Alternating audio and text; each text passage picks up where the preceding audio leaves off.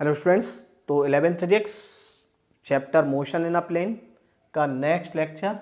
और इससे पहले लेक्चर में हमने वेक्टर को कंप्लीट किया था। ठीक है, तो वेक्टर के वीडियो आए थे आपके, तो वो आपने वेक्टर के वीडियो देखे होंगे, तभी आपको ये आगे के कंसेप्ट अब क्लियर होंगे, क्योंकि हमने वेक्टर को बहुत ही डेप्थ में पढ़ाई की कोशिश की थी। ठीक है, तो आप उनके वीडियो को जरूर देखें और देखें कि वेक्टर रियलिटी में है क्या, वेक्टर क्वांटिटी कैसे होती है, कैसे ऐड होती है, क्या क्रॉस प्रोडक्ट होता है, क्या डॉट प्रोडक्ट होता है, एडिशन क्या होता है, सब्ट्रैक्शन क्या होता है। ठीक है, ट्रायंगल लॉ, पैरेललोग्राम लॉ, तो सभी आपका कंप्लीट करने के बाद अब हम आज यहाँ आ चुके हैं और आज हम पढ़ेंगे इसका एक बहुत ही इंपॉर्टेंट कंसेप्ट जिसे हम बोलते हैं प्रोजेक्टाइल मोशन।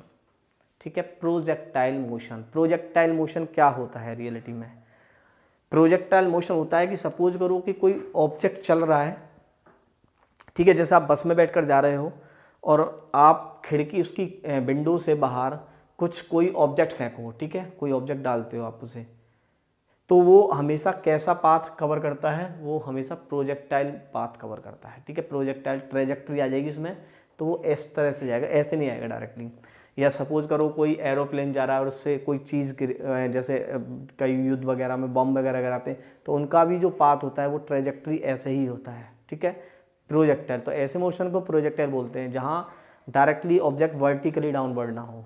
ठीक है, कुछ पाथ को चेंज करके आए, या फिर किसी ऑब्जेक्ट को हम थ्रो कर दें स्पेस में विद सम इनिशियल वेलोसिटी। ठीक है, तो after that this object will take a path to the effect of gravity. This path और trajectory is called projectile motion. तो ये है प्रोजेक्टाइल मोशन। तो इसे थोड़ा समझने की कोशिश करते हैं डेप्थ से, ठीक है, ताकि आपका कंसेप्ट पूरी क्लियर हो। तो ए प्रोजेक्टाइल, ठीक है, थोड़ा स्टेटमेंट समझते हैं इसका।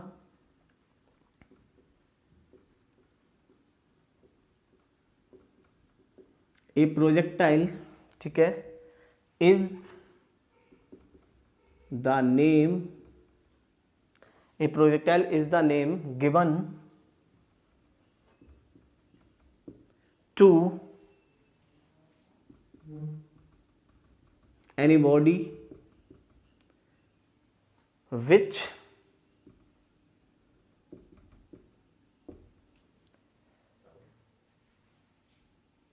through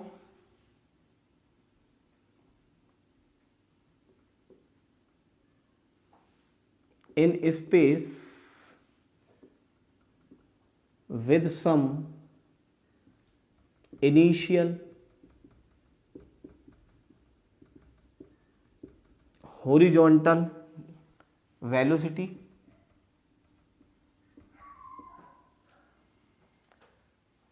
after that it covers the path, it covers the path by effect of gravity,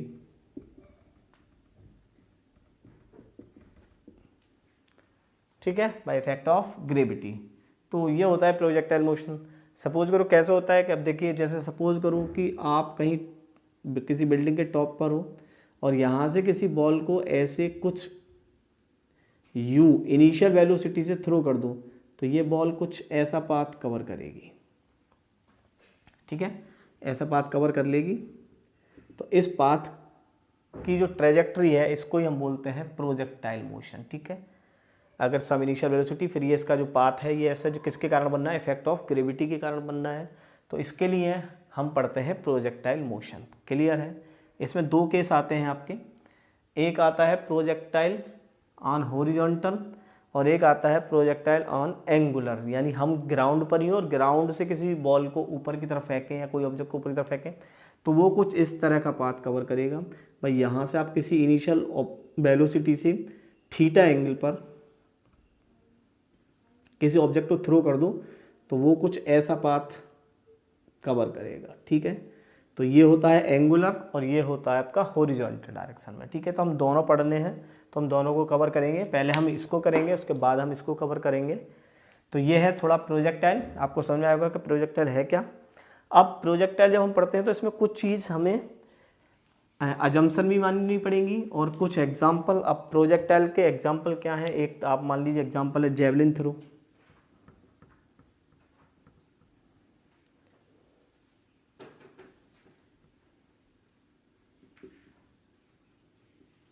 देखा होगा जेवलिन थ्रो एक गेम होता है, ठीक है, जिसमें जेवलिन को ऐसे फेंकते हैं एंगल बनाकर, तो ये जेवलिन थ्रो हो गया। और क्या हो सकता है,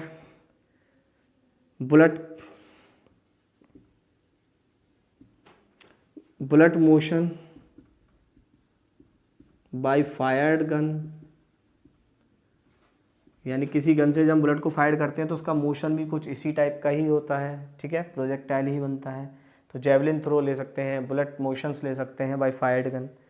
अच्छा ठीक है, यानी आप इसको या तो ऐसे फेंकें या फिर ऐसे फेंकेंगे।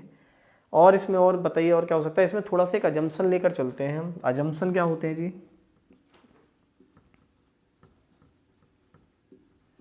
अजम्पशन क्या है कि एक अजम्पशन तो ये है कि हम अर्थ कर्वेचर को नेगलेक्ट मानते हैं, यानी हम अर्थ को बिल्कुल ऐसे स्पेस स्ट्रेट ही मानते हैं भाई, तभी आपको हॉरिजॉन्टल ये जो रेंज है ये पता चलेगी। क्योंकि अगर ये भी ऐसे कर्वियल हो गई तो फिर इसकी वैल्यू को निकालना डिफिकल्ट हो जाएगा। तो एक तो हम अर्थ कर्वेचर को नेगलेक्ट मानते हैं,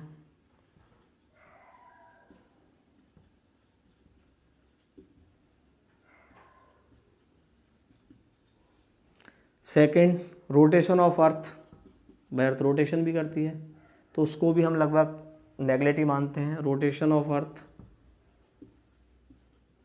ठीक है, तो उसको भी हम नेगलेक्ट ही मान लेते हैं। तो ये और एयर रेजिस्टेंस, ठीक है भाई, एयर का भी तो इफेक्ट पड़ेगा। अगर आप ऑब्जेक्ट को फेंकोगे तो एयर हो सकता है इधर की तरफ चल रही है तो इस पाथ को कुछ कम कर देगी, हो सकता है इस डायरेक्शन में चल रही है तो इसको कुछ सपोर्ट कर देगी, तो एयर रेजिस्टेंस का भी इफेक्ट पड़ता है, तो उसको भी हम नेगलेक्ट ही मानते हैं, ठीक है। तो ये कुछ अजम्पशन हैं जो हमें मानकर चलने हैं। और अब हम पढ़ते हैं हॉरिजॉन्टल, और हॉरिजॉन्टल में अगर हम ऑब्जेक्ट को फेंकेंगे तो हम निकालेंगे कि कितने टाइम में, यानी टाइम ऑफ फ्लाइट क्या रहेगा, हॉरिजॉन्टल रेंज क्या होगी, किसी पॉइंट पर उसकी वेलोसिटी क्या होगी, ठीक है। तो ये हमें पॉइंट्स फाइंड करने हैं, तो इसे आगे करते हैं हम।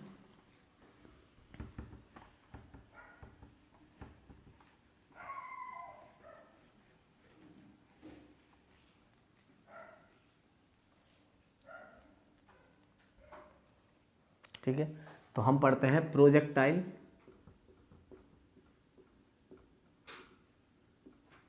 इन हॉरिजॉन्टल डायरेक्शन, या इसे हम हॉरिजॉन्टल प्रोजेक्टाइल भी बोलते हैं, ठीक है जी। क्या होता है देखिए इसमें कि आप किसी हाइट पर हैं, सपोज करो ये h है, यहाँ से आप किसी ऑब्जेक्ट को विद इनिशियल वेलोसिटी u से थ्रो करते हैं, तो this object will cover this type of path, ठीक है, ये ऐसे एक पाथ कवर करेगा। तो एट ए इंस्टेंट अगर आप चेक करें कहीं जाकर इस पॉइंट पर, तो इसकी v की डायरेक्शन ये होगी, भाई नीचे की तरफ आ रहा है, ठीक है, ये आपकी vx हो जाएगी, ये आपका vy हो जाएगा, भाई नीचे की तरफ ये वाला डायरेक्शन है ये है, और ये इसका रिजल्टेंट हो जाएगा, और ये एंगल हो जाएगा थीटा या अल्फा, जो भी आप माने, ठीक है। और इस पॉइंट से इस पॉइंट को हम बोलते हैं हॉरिजॉन्टल रेंज,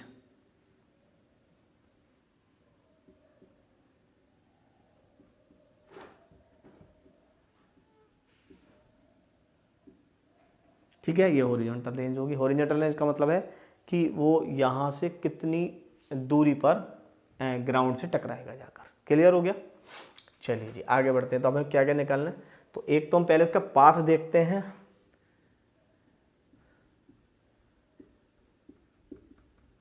फॉर पाथ। तो देखिए इसके दो टाइप के मोशन हो रहे हैं, एक है एक्स डायरेक्शन और एक है वाई डायरेक्शन,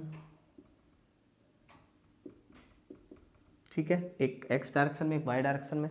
तो पहले एक्स डायरेक्शन की बात कर लेते हैं।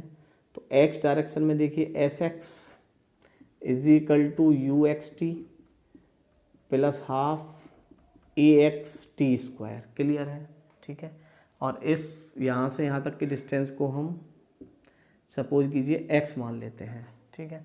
इस डिस्टेंस को y मान लेंगे या h मान लेंगे, ये x हो गई और इसको आप मान लीजिए बेशक ये है y, ठीक है। चलो s से y मान लेते हैं। तो एस एक्स में कितना चलना है, इसे x चलना है, यू एक्स के प्लेस पर u है, t हो गया टाइम। क्या कोई एक्सीलरेशन है इस डायरेक्शन में? नहीं है। तो x इज इक्वल टू हो गया u t, so t is equal to हो गया आपका x अपॉन यू, ठीक है। यहाँ पर जो टाइम है वो आ गया x बाय यू। चलिए जी y की बात कर लेते हैं। तो s y is equal to u by t plus half a by t square. S y कितना है, वाई कवर करना है इसे। यू वाई कितना है, 0। भाई आपने तो हॉरिजॉन्टल में थ्रो किया था, आपके पास तो यू एक्स था, यू वाई में तो आपने थ्रो ही नहीं किया, तो यू वाई तो 0 हो गया, ये 0 हो गया, प्लस 1/2 ए वाई क्या, एक्सीलरेशन, एक्सीलरेशन क्या, acceleration due to gravity, acceleration due to gravity that is g and that is t square. तो y is equal to half g T square, y is equal to half g T square, ठीक है जी। चलो जी ये भी आ गया। तो y is equal to half g T square, तो हम इसे लिख सकते हैं y is equal to half g, और t की वैल्यू हम यहाँ से पुट कर लेते हैं, ठीक है। तो अब देखिए यहाँ से, तो y is equal to half g upon u square into x square. देखिए दीज टर्म्स आर कांस्टेंट। देखिए g की वैल्यू कांस्टेंट होती है, u की वैल्यू आपने एक बार इनिशियल एक कांस्टेंट स्पीड से थ्रो कर दिया था, एक्सीलरेशन था ही नहीं तो ये कांस्टेंट है। यानी इसका मतलब है जो y is equal to k x square, this is the path of trajectory, यानी ये कैसा पाथ करेगा, और ये किसकी इक्वेशन है, this is the quadratic equation of parabola, ठीक है। ये पैराबोला की क्वाड्रेटिक इक्वेशन है, equation of quadric of parabola, ठीक है। ये पैराबोलिक पाथ कवर करता है, इसीलिए हम इसको प्रोजेक्टाइल मोशन, ठीक है, बोलते हैं यहाँ से। तो ये तो गया आपकी इक्वेशन। अगर आपसे पूछे पाथ ऑफ ट्रेजेक्ट्री क्या है, तो पाथ ऑफ ट्रेजेक्ट्री है y is equal to k x square. Clear है, y is equal to k x square. चलिए जी, अब आपसे और क्या पूछ सकता है, और पूछ सकता है time of flight, time of flight.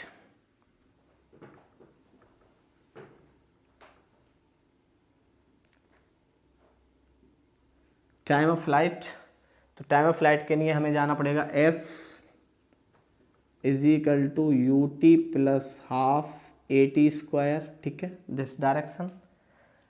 तो देखिए s is equal to y, वही आपका यही तो है h, ये y है, इस डायरेक्शन का मोशन लेना है, यानी y डायरेक्शन में बोल सकते हैं। ये वाला 0 है, प्लस हाफ कितना चले जी टी स्क्वायर, तो इसको y या h मान लेती है, ठीक है, y मान लीजिए आपने, कोई परेशानी नहीं। तो ये हो गया 2y is equal to G T square, so t is equal to 2 by G, या फिर अगर हम इसे अब h मान लें यहाँ पर, तो ये हो जाएगा 2h/g, क्योंकि आपको हाइट ही मिलेगी मोस्टली केसों में। तो टाइम हो गया t is equal to √2h/g। Clear है। चलिए जी, आपसे पूछे हॉरिजॉन्टल रेंज क्या होगी, हॉरिजॉन्टल रेंज, तो आपको पता है रेंज क्या, डिस्टेंस है, distance is equal to speed into time, distance is equal to speed into time. Speed बताइए, इस डायरेक्शन में u है, टाइम कितना है, ये वाला टाइम है, तो आपका सिंपल सा ये आ गया u 2h/g, that is the distance covered by this object in horizontal direction, u √2h/g। Clear है ये चीज़। तो ये हो गया आपका पाथ ऑफ ट्रेजेक्ट्री, ये हो गया टाइम ऑफ फ्लाइट, और ये हो गई आपकी हॉरिजॉन्टल डिस्टेंस। आपसे पूछ सकता है एट इंस्टेंट v, ठीक है, इंस्टेंटेनियस, ये आप पढ़कर आए हो इंस्टेंटेनियस। तो इसको सोल्व करते हैं, इसको रफ कर देते हैं इस वाले को यहाँ से।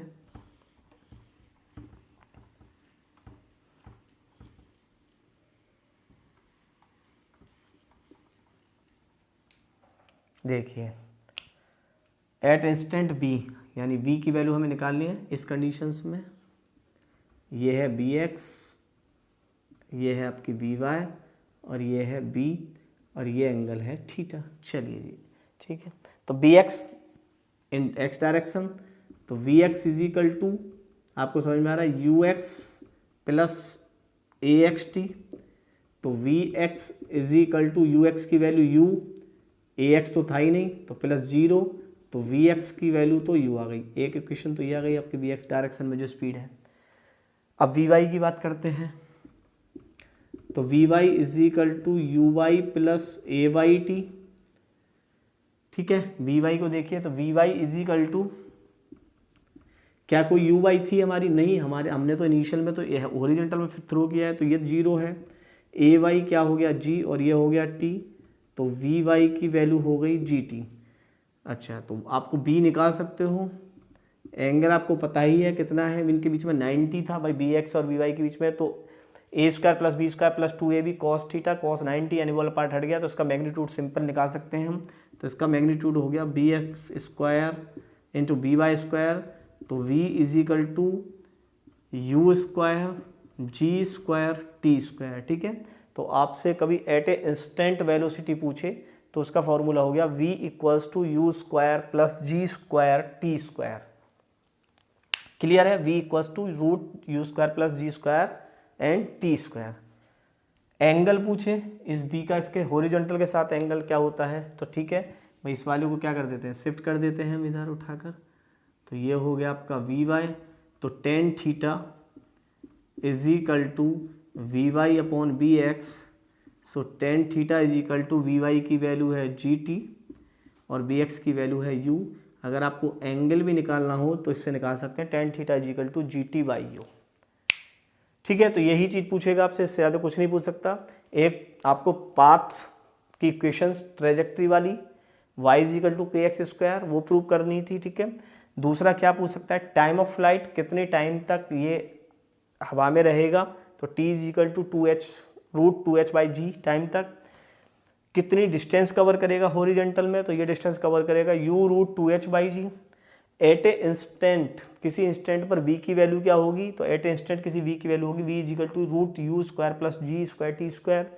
एंड जो ये v है इसका थीटा क्या होगा, तो टेन थीटा यानी स्लोप जो बोलते हैं आप। ठीक है, तो जी टी बाई यू होगा। तो ये आपको चारों कंसेप्ट आपको याद रखने, इसके बाद तो इसमें कुछ भी नहीं है। आपको सिंपल सिंपल क्वेश्चंस मिलेंगे और क्वेश्चन की वैल्यू आपको पुट करते रहना है फॉर्मूले में और आप इजीली सोल्व कर सकते हो। ठीक है, तो ये आपका एक कंसेप्ट है। मैं एक दो न्यूमेरिकल्स करा देता हूँ आपको ताकि प्रैक्टिस हो जाए आपकी। ठीक है, तो इनको हम यहाँ नोट कर लेते हैं कि हमारे पास जो वैल्यू आई हैं वो क्या क्या आ गई हैं।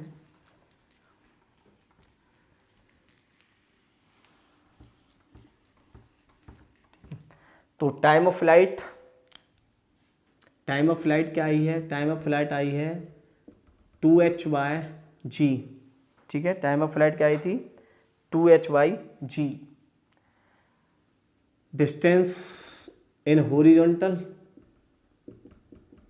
वो आई थी u into 2h/g। Clear? v क्या आया था एट इंस्टेंट, वो आया था आपका u square plus g square और टी स्क्वायर। क्लियर है? और एक थीटा भी निकाल लिया था आपने, tan theta is equal to ji t by u. तो ये चीज़ क्लियर है।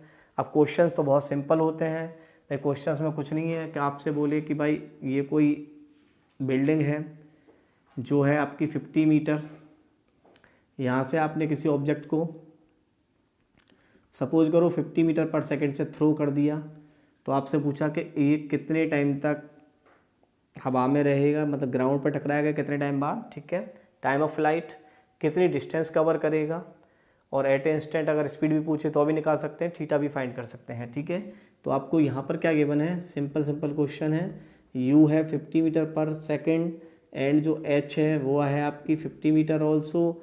g की वैल्यू आप 10 मीटर पर सेकेंड स्क्वायर रख लीजिए, तो देखिए t की वैल्यू क्या आएगी, t की वैल्यू आ जाएगी 2h/g। तो 2 इंटू 50/10 दैट इज़ √10, ठीक है। तो ये टाइम हो गया आपका √10 सेकेंड। और क्या निकाल सकता है, हॉरिजॉन्टल में डिस्टेंस कितनी होगी, तो हॉरिजॉन्टल में डिस्टेंस होगी आपकी u कितना है 50, और टाइम कितना लगा आपको √2h/g, दैट इज़ √10 सेकेंड। तो that is the horizontal distance. Clear. v पूछ सकता है, v निकाल सकते हैं आप, v की वैल्यू रख लीजिए। u कितना है 50 का स्क्वायर प्लस 10 का स्क्वायर इंटू t कितना आया √10 का स्क्वायर, तो दैट इज़ 50 250, ये 10 हो गया और ये हो गया 100, ठीक है। 10 का स्क्वायर कितना होता है 100, और ये 10 हो गया, तो 100 इंटू 10 दैट इज़ 1000, तो ये आपका हो गया 3500 रूट, ठीक है। तो ये जो वेलोसिटी है आप इसको चाहें तो इसके रूट्स निकाल लीजिए। थीटा भी आप इजीली निकाल सकते हैं, थीटा की कोई प्रॉब्लम नहीं है। tan थीटा, g कितना है 10, t कितना है √10 और अपॉन u कितना है 50, इससे काट दीजिए 5, तो ये हो गया आपका √10/5, ठीक है। तो क्वेश्चन इसमें बिल्कुल सिंपल है, ठीक है। क्वेश्चन की कोई प्रॉब्लम नहीं है, आपको केवल वैल्यू फॉर्मूले में पुट करनी है, ठीक है। बस आपको जो मेन कंसेप्ट था वो यही था आपका कि टाइम ऑफ फ्लाइट कैसे निकालते हैं, हॉरिजॉन्टल में डिस्टेंस कैसे निकालते हैं, एट ए इंस्टेंट वेलोसिटी कैसे फाइंड करते हैं, और अगर हमें tan थीटा भी पूछा हो तो tan थीटा कैसे निकालना है। तो सिंपल है, ठीक है, बिल्कुल सिंपल कंसेप्ट था। और आपने ये हॉरिजॉन्टल वाला कंप्लीट कर लिया, हॉरिजॉन्टल डायरेक्शन में अगर प्रोजेक्टाइल होता है तो कैसे करना है, ठीक है। तो ये आपका कंसेप्ट था हॉरिजॉन्टल डायरेक्शन का। और इसके बाद इसमें एक और रहता है एंगुलर का, ठीक है। और इसके बाद ये आपका चैप्टर भी फुल फिनिश हो जाएगा और हम नेक्स्ट चैप्टर पर पहुंचेंगे। तो इसीलिए हम आपसे बार बार यही बोलते हैं कि भाई चैनल को लाइक सब्सक्राइब जरूर करें, ताकि आपको वीडियो जितनी जल्दी हम बना रहे हैं, ताकि आपके जो लॉस हुआ है इस कोविड-19 की वजह से, ठीक है, वो कंप्लीट हो जाए, ताकि आपका जो सिलेबस है वो आप जल्दी से कवर करें। और इसीलिए हम स्पीड से वीडियो डाल रहे हैं और जुड़े रहें इसीलिए हमारे चैनल के साथ, रूट ऑफ स्टडी के साथ। चैनल को लाइक करें, सब्सक्राइब करें और पढ़ते रहें physics with root of study.